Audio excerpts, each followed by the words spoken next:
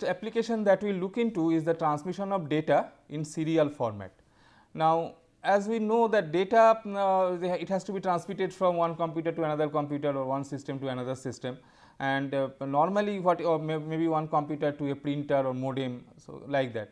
Now, while we are doing this transmission, so it can be done in two format, either in serial format or in parallel format. As I already said that the advantage of serial transmission is that the number of lines that you need to draw, so that is less. Okay. So, you have to take only a single line for carrying one bit value, one bit at a time is transmitted, but when you are doing in parallel format, then several bits will be transmitted serially. So, if you are transmitted parallelly, so if you are transmitting say 8 bits parallelly, then you have to have 8 parallel lines running between the source and destination. So, this is that is why the serial transmission is quite popular in many applications. So, this is simpler and only a few wires are needed. So, traditionally if you look into the computers, they see the serial COM ports or RS-232 ports. So, they need only 3 wires: transmitted data, received data and ground.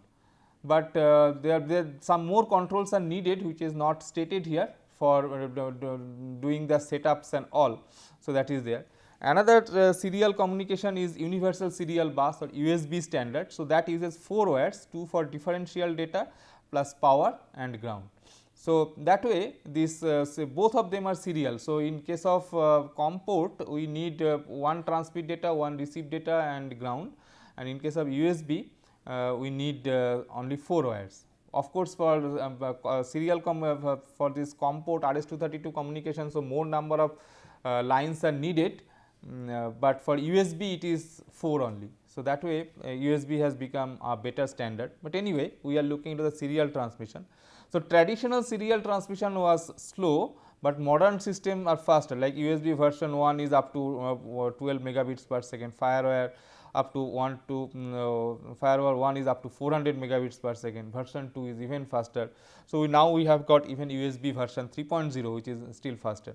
So, that way, but essentially what is happening is that for serial transmission, so we transmit them as a bit pattern. So, this 1 is transmitted as logic high, 0 is transmitted as logic low. So, that way this bit pattern is transmitted serially. Whereas, when higher speed data transfer is required, we need to transfer several bits parallelly, and usually a small number of bytes, each of say 8 bits, they may be moved at a time, and more complicated connections are needed, more wires, and so some applications they will need it. One difficulty with the serial transmission is that since you are transmitting serially, so time needed for the total transmission is higher compared to a parallel transmission. So, it is parallel transmission takes place inside the processor itself. For example, microcontrollers, microprocessors, they can handle in terms of bytes. Inside a computer system on the bus, for example, you are connecting this PCI, we are having PCI bus that connects the processor to other disk drives and all, or SCSI, ID disk drives, and they are all having this parallel communication, but because they were initially parallel because of this thing that this transmission will be faster, but now the serial communication is also being used. Now, interfacing that you have, so from the processor it comes out as a parallel data, but the transmission is serial. So, we need to have a parallel to serial converter. So, these interfaces have changed to serial because it is hard to ensure that all bits on a parallel bus arrive at the same time at high speed of modern systems. So, you are expecting that an 8-bit data, but that 8-bit data, if it is coming through 8 parallel lines, then it is there is a possibility that these 8 parallel bits will not arrive at the same point of time. So, there may be a synchronization problem between these 8 bits. So, it is better that we go for a serial communication where this transmission will be done serially. And also there are other effects like crosstalk between the parallel lines, which affects the logic value that you are sending over the bits. Where higher speed is necessary, so we have several bits are transmitted that may be moved at once, and more complicated connections are needed, more wires like inside the processor itself or inside the computer. So, how do you change this serial device to a computer? So, how do we interface external device that transmits serially with the bus of a computer that transfer only word bit. So, this transmission has to be via some shift register, because then shift register only we can do a parallel to serial conversion, and we have already seen that there you can use some sort of UART for doing this communication. So, this diagram actually explains how can we have this parallel to serial conversion. So, parallel data is loaded parallelly onto these D flip flops, and then these D flip flops are otherwise connected in a series fashion. So, this logic we have seen previously, parallel in serial out type of register configuration, or this is known as PISO structure, parallel input serial output type of structure. So, we can also at the receiving end, so we can have this SIPO structure, serial input parallel output type of structure, where the serially the bits will be coming and then they will be converted into parallel data and given to the processor. Or we can also have parallel input parallel output type of connection. Next, we will be looking into another very important digital circuit component, which is known as counter. So, counters are normally used to count some event. Okay. So, suppose we are counting like so how much time is elapsed from the beginning of certain event, or when the items are moving on a conveyor belt. So, we want to keep a count on how many items have passed through the conveyor belt. So, like that we can have different applications where we need to really count the number of occurrences of events. So, so how do you do it? Like occurrence of an event may be coming as a trigger to your circuit, but the circuit has to memorize like how many such things it has seen. Okay. So, this will be done by means of counters. So, counters are important digital electronic circuits. They are sequential logic circuits because timing is obviously important, and they need a memory to need a memory characteristic, because after every after every event it has to remember how many events it has seen. So, that is why it is a sequential one in nature. And digital counters have the following characteristics, like there will be a maximum number of count, because ultimately the values are stored in some flip flops. So, depending upon the number of flip flops that you employ to hold the count value, there will be a limit. Okay. Like for example, if I keep say 4 flip flops to keep the count value, then after the value becomes all 1, then at the next time instant, when I try to increment this 1 1 1 1 by 1, so it becomes all 0. So, there is a maximum count value which is 15 in this case. The counter may be an up counter or a down counter. So, we can start from some initial value, and the counter may be instructed to increase its value by 1 after each event occurrence, or it may be that we start with some initial value, and then with the occurrence of an event we start down counting. So, this up down counting may be there. The counters may be designed in both asynchronous and synchronous fashion. So, we will see that, and we may have some free running counter or self stopping counter. So, maybe as soon as we power on the system the counter, so it may be it may start running continually without any intervention from outside, or maybe self stopping after the counter has reached a particular final value, it stops at that point. So, depending upon the type of application that we have to choose a particular type of counter. So, in our course, so we will be looking into how to design these different types of counters. The first counter that we will look into is known as asynchronous ripple counter. So, asynchronous counters are commonly referred to as ripple counter, because the effect of the input clock pulse is first felt by the first flip flop, and then it cannot get to the second flip flop immediately because of the propagation delay of the first flip flop. So, it is like this. So, if I have got say if I take say 2 flip flops. So, this is one flip flop and this is another flip flop, then so if so this the clock signal that is coming to the first flip flop, then so the value when this clock signal comes, when the first clock, suppose I have initially made both of them equal to 0. When both of them are equal to 0, Now, the first when the clock pulse comes, so this flip flop makes a transition to 1, but as an input this flip flop sees still the output of the previous flip flop. Okay. At that way, so it will not see this 1 immediately when the clock pulse will be arriving. So, it will still see it as 0, and this flip flop has got a propagation delay. That is why the second flip flop will not see the it will not get the it will not get the one value directly there. So, it will not there. So, as a result, the effect of the input clock pulse ripples through the counter, and so we will see how does it operate. Only the first flip flop. So, in the structure that we have to follow, only the first flip flop receive clock pulse from the source, other flip flops receive clock pulses from either Q or Q bar of the previous flip flop. So, what we mean is that if I have got say 3 such flip flops forming the counter, then one possible structure may be like this. The clock pulse is connected to the first flip flop, and the second flip flop. So, the clock pulse is connected from the Q output of the second flip flop. Similarly, for the third flip flop, the clock pulse may be connected from the Q output of the second flip flop. As a result, the clock pulse that so this clock is coming from the outside world. So, when the clock pulse comes, it only the first flip flop sees the clock, rest of the flip flops will not see. When this Q makes a transition from say 0 to 1 or 1 to 0, then only this is being felt by the second flip flop. Similarly, when this flip flop makes a transition from 1 to 0 or 0 to 1, then only this clock will be felt by the third flip flop.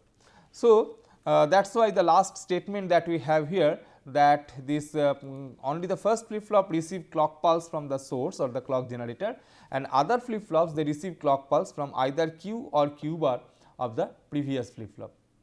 So, if we have got this type of connection, then you see suppose this is the free running clock that we have. Okay. So, the clock is high for this much amount of time, then it is low for this much time, again it is high like this. So, it goes like this.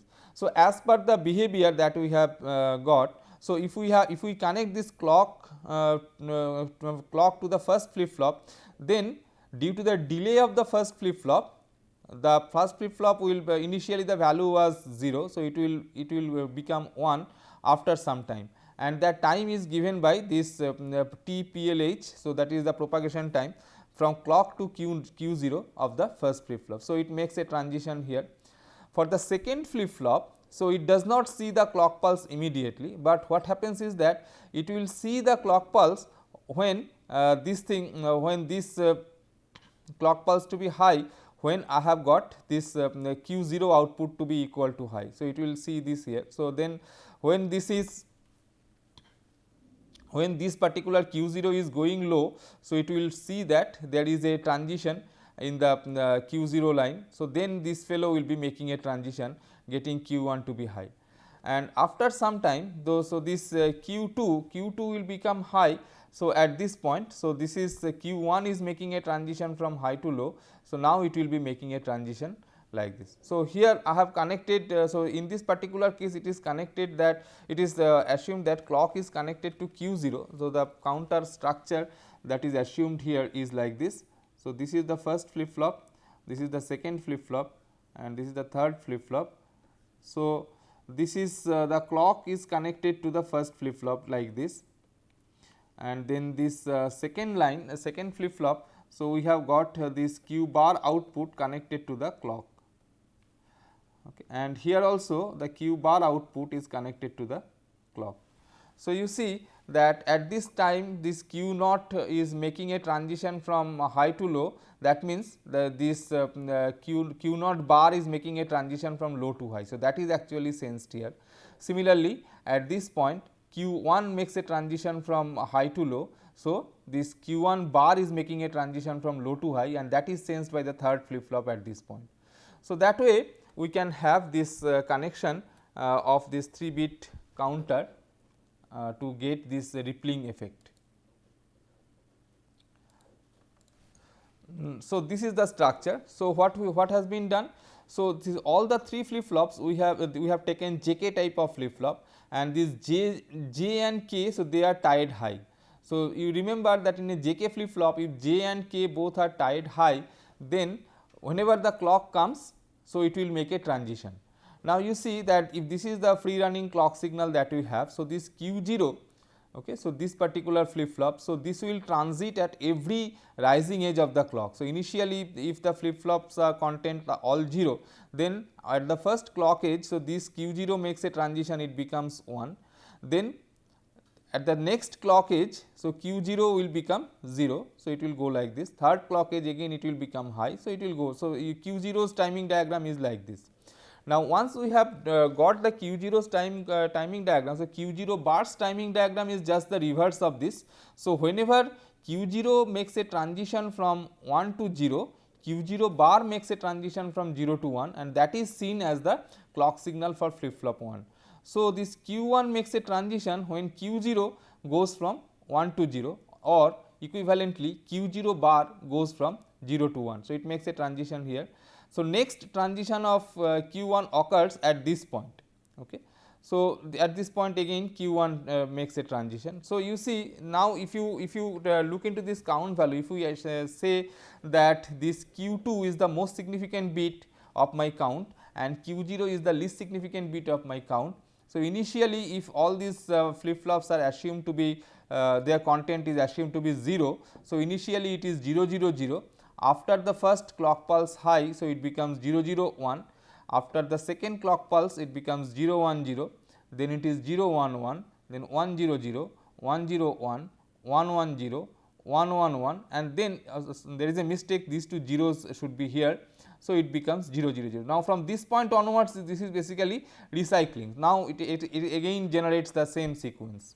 So, we can say that if we try to look into the behavior of this counter, so we start with 0 0 0, then at successive clock pulses, at clock pulse 1 the count value will be 0 0 1, at clock pulse 2 0 1 0, clock pulse 3 0 1 1. So, it will go like this till it comes to this step 8 where it is 0 0 0, and now it goes on like that. So, it is a 3-bit asynchronous binary counter. We have got the timing diagram for one clock cycle, that is for one cycle, that is for 0 to 8. So, that is since it is a 3-bit counter. So, after 8 it will be overflowing and it will be coming back to 0, after 7 basically, after 7 it will coming back to 0, and now this sequence will be repeating. Now, you see that this clock signal, if you take it as some event, for example, it may be on a conveyor belt, items are passing and there is a sensor, light sensor, which senses that whether some item is passing or not, and whenever some item blocks that light. So, we have we suppose we have got a 1. Okay. So, that way so this clock signal is generated from that items moving on to the conveyor belt, and accordingly this counter will now be counting like how many times it is getting blocked. Or if we have this circuit in the installed at the door of a room, and we have got appropriate sensors for sensing whether somebody is entering into the room or not. So, every time a person enters or some obstruction occurs, then the light maybe there is a LED and a sensor, and they will be sensing that the light is getting obstructed. Accordingly, that can be treated as an event, and every time that event occurs, so it will generate a pulse like this, and accordingly the count value will get incremented. So, at the end of the day we can have a count about how many persons entered the room on that particular day. So, this way we can have this ripple counter implemented and used in digital systems. We can also have asynchronous ripple counter. So, this is in this case 4-bit, this is a 4-bit asynchronous ripple counter. So, previously it was a 3-bit counter, now we have got a 4-bit counter, where this Q0 is connected to the clock of the Q0 bar. Basically this Q0 and this is inversion. So, that means at the falling edge of the clock the transitions will take place. So, you can reason out in a similar fashion that if you start at time 0, then initially all these contents are 0. Then if you give some clock pulse at the falling edge of the clock, this Q0 will become 1. Similarly, this flip flop will transit at the falling edges of Q0. So, at the falling edges of Q0, this Q1 makes a transition. At falling edges of Q1, Q2 makes transitions. So, like this, and at falling edge of Q2, Q3 makes a transition. So, here also if you look into the pattern, so initially it is 0 0 0 0, then at this time it is 0 0 0 1, then it is 0 0 1 0. So, it generates this particular sequence. So, 0 0 0 0 to 1 1 1 1 and then it repeats the sequence from the state 16. So, this way we can have this 4-bit asynchronous binary counter. Sometimes we do not want to count up to say the maximum capacity. So, if you look into this diagram, so if I put n such flip flops, then you can understand that the count value, if I start at 0, it will go up to 2 to the power n minus 1 and then it will repeat. So, this is the standard behavior. Okay. Now, many times we do not want to go up to 2 to the power n. For example, in a 4-bit counter, we may be interested to count up to from 0 to 9 only, and after 9 we want to come back to 0. So, that is if you are following some decimal system, maybe we may be interested in some counting up to 0 to 9. So, this type of counters, they are known as decade counter, that is it is modulo 10 counter. Okay. So, for getting that type of counter, so we can do some modification to the circuit that we have drawn here. So, modulus of a counter is the number of unique states that the counter will sequence through. Like previously, that was the counter that we had. So, that was a mod 16 counter, because it was going through 0 to 15, 16 distinct states or distinct unique states. And the counter can also be designed to have a number of states in their sequence that is less than the maximum value of 2 to the power n. So, decade counter is an example of that category. So, where we have got up to 10. Okay. So, how can we do that? So, one possible way of designing a decade counter is that after the counter is we want to recycle the counter after 9. So, for that, as soon as the count value becomes 1010, maybe we can put some NAND gate and then connect it to the clear line. So, this diagram actually shows it. So, when the count value becomes count value becomes 9, after that in the next clock pulse the count value becomes 10, that is 1010. So, when it is 1010, so the combination is So, this is the most significant bit. So, this is 1 0 1 0. So, when it comes like this, now what we are doing? We are taking out, so this one here and this one here. So, these two are taken. So, they are given to this NAND gate, and so NAND gate output becomes 0 and they are connected to the clear input of this flip flops.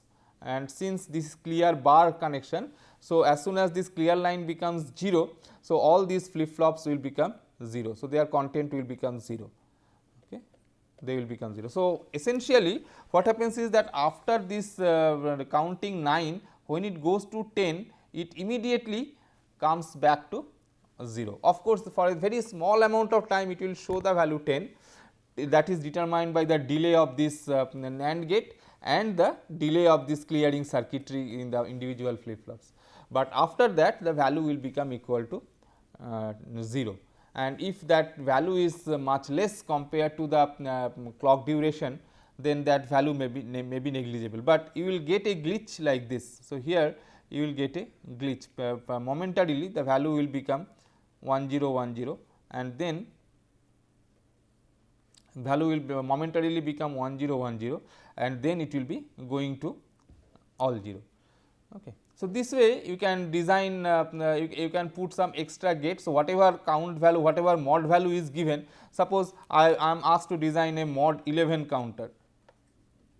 Mod 11 counter means 11 in that case, so if it is mod 11, so it is 1011. So, in that case what I have to do is that I have to take a NAND gate where this these connections will be there. So, this is 1 0 1 1. So, these two ones are already there. So, I have to take this one also and connect it as another input to this NAND gate.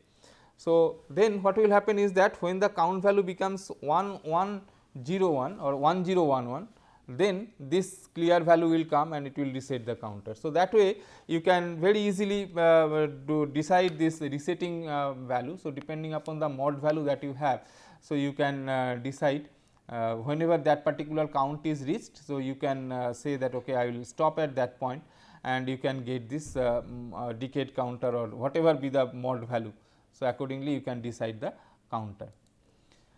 So, you can also design counters in a synchronous fashion. So, previously we have seen the counters which are asynchronous in nature, because the individual flip flops they were not operating at the same clock. So, all the flip flops they had clocks, but the clock was not common throughout the design.